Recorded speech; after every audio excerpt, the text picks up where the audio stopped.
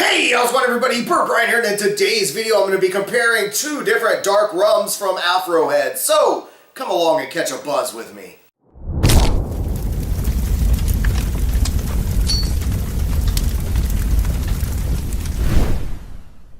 Sticking to a traditional West Indies method, AfroHead creates premium aged dark rum. Their sugarcane molasses is sourced mainly from the Dominican Republic because it causes the best reaction with their yeast. Speaking of yeast, they use a more than 100-year-old yeast strain proprietary to Trinidad in order to flavor the rum with banana and toffee notes. As for distillation, in order to remove impurities, AfroHead rum is distilled 5 times and then blended with other aged rums in order to prevent extraction of flavor. When it comes to aging, AfroHead rum is aged in once-used bourbon barrels and they are hand-bottled in Barbados. But enough with the fun facts, let's get to the tasting. And I think we're going to start with the 7-year blend. It seems appropriate to start with the 7 and then work our way up to the 15. And just take a look at this awesome simple label we've got. It's just the giant AfroHead on the front. And stick around to the very end. I'll tell you a little fun story about the origins of the AfroHead and how it got its name. But for now, we're going to go ahead and pop the top on this one. Pour a little bit into the shot glass I've got here. And man, I can just already smell that the aged bourbon barrel just coming out of the bottle and hitting me. I'm a huge fan of bourbon and Scotch kind of flavors in general. So it's just so nice to kind of see it in a rum like this. Right off the bat, I am smelling, again, just a beautiful dark rum with that kind of a bourbon hint to it. But let's see how we've got on the taste here.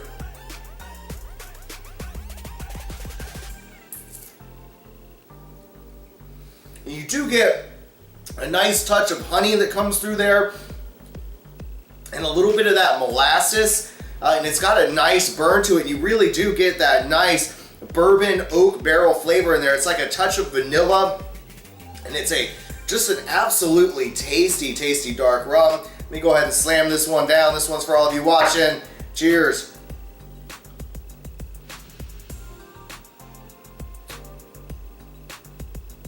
Yeah, that's an outstanding dark rum. I love the burn that you get.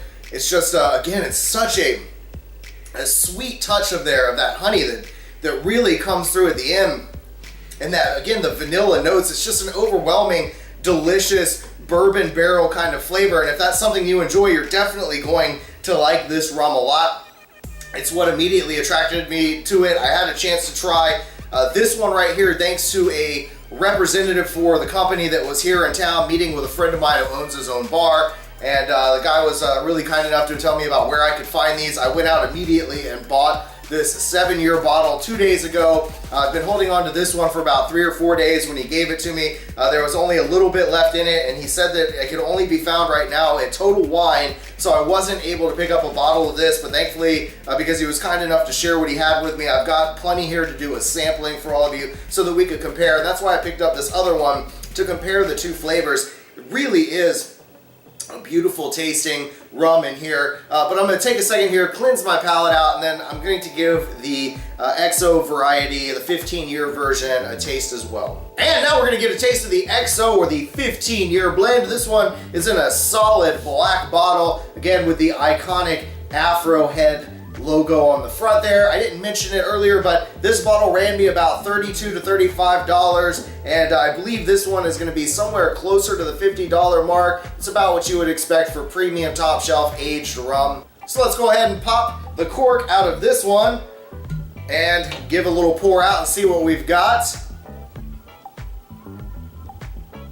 And surprisingly, it is about the same color as the other one. Maybe slightly darker, but I want to say that's about the same clarity, or at least color, kind of sort of a caramel kind of color to it as far as the aroma goes. Oh, you do definitely get a little bit different notes in there. You're getting more of a toffee kind of hint in there. Boy, and the molasses is really good. All right, let's go ahead and give this one a taste.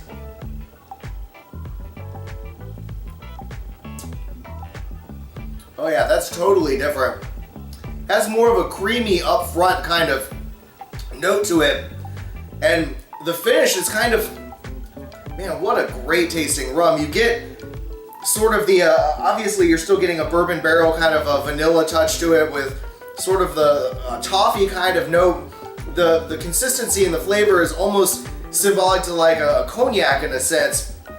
It's definitely different and absolutely delicious. Let's go ahead and slam this one down. Cheers.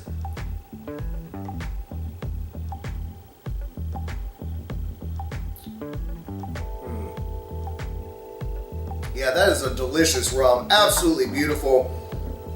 I can't say enough good things about these rums.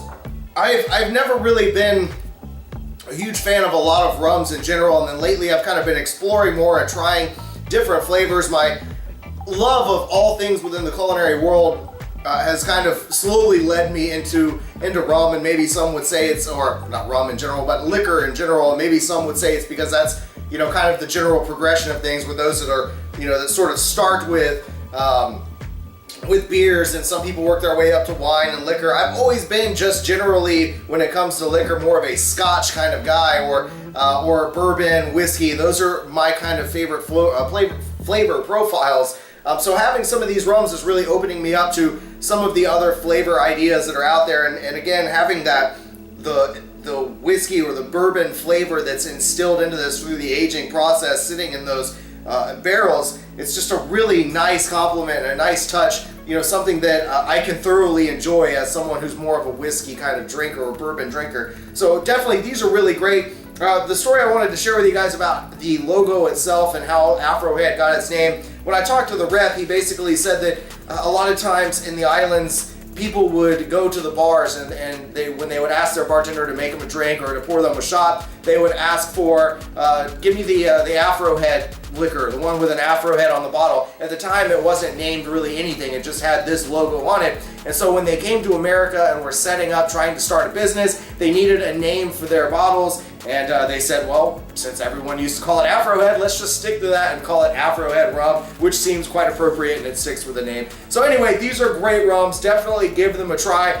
This to me is definitely my favorite. I like it much more than this. This has a more smoother, more balanced, creamier taste, whereas this one hits you a little bit more with the burn up front, and it's just kind of got, I don't know, like this one is just perfect. The 15 year is outstanding, so definitely pick yourselves up a bottle and give it a try. If you enjoyed this video, be sure and give it a big thumbs up. I'm going to be putting out a couple cocktail videos soon. Bear in mind that I am no bartender or mixologist, so it's just going to be your average man trying to mix up a cocktail for the first time, something he's never tried before. So that ought to be pretty interesting. And also, if you're new to my channel, click right here to subscribe so you don't miss out on any future videos. I'm always putting up all kinds of new content, from hot sauce to beer to food, now rum, all kinds of different things here on this channel. And I hope you stick around, enjoy, check out some of the other videos I got. And as always, stay toasty, my friends.